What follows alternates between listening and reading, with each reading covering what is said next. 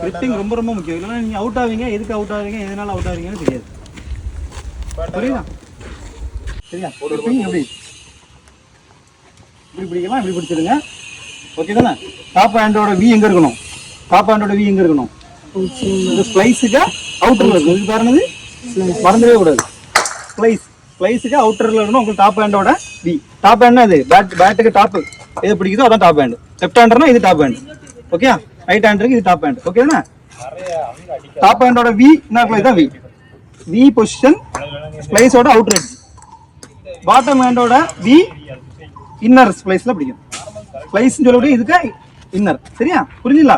அதோட முக்கியம் பேட் பிடிக்கிறீங்க. டாப் ஹேண்டு ரொம்ப டைட்டாகவும் இருக்கக்கூடாது, ரொம்ப லூஸாகவும் இருக்கக்கூடாது, ஃபேமாக இருக்கணும். ஓகே, ரெண்டுக்கும் இடப்பட்டு இருக்கணும்.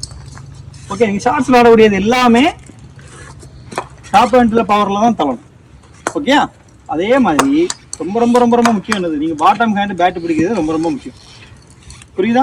பாட்டம் ஹேண்டை நிறைய பேர் என்ன பண்ணுவாங்க, ரப்பர் பால் பிடிப்பாங்க. ரப்பர் பால்லாம் எப்படி பிடிப்பாங்க? அப்படி ஃபுல்லாக பிடிச்சிருப்பாங்க. அப்படி தானே பிடிச்சிருப்பாங்க. நீங்கள் விளையாடுறது முன்னாடி அப்படி தானே பிடிச்சிருப்பீங்க. கரெக்டு தானே?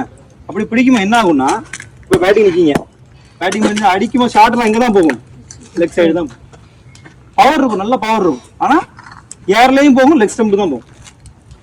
இப்போ டிஃபென்ஸ் பண்ணால் அவன் கை இங்கே தான் போகும், இப்படிதான் போகும். பேட்டு கம்ப்ளீட் ஆகிறது லெக் ஸ்டம்பு தான் கம்ப்ளீட் ஆகும்.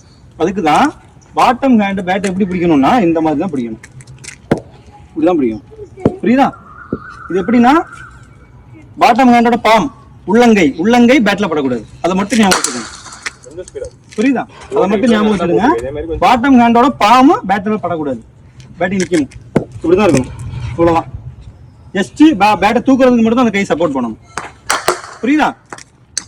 பேட்டை தூக்கி பிடிக்க மட்டும் தான் சப்போர்ட் பண்ணணும். இந்த கையை நீங்க டைட்டா பிடிச்சிங்கன்னா பால் எங்க போயிடும்? தூக்கம் வருதா பிள்ளைக்கு? பால் எங்க போயிடும்? கேட்ச் போயிடும், ஏர்ல போயிடும். ஓகே, இந்த கையை வச்சு தள்ளதுக்கு மட்டும் தான் யூஸ் பண்ணணும். இந்த கையை வச்சு தள்ளதுக்கு மட்டும் தான் யூஸ் பண்ணணும். இந்த கையை வச்சு நீங்க ஃபுல்லா பிடிச்சிங்கன்னா பேட் இப்படி போயிடும், இங்க எப்படி போக முடியாது. புரியுதா?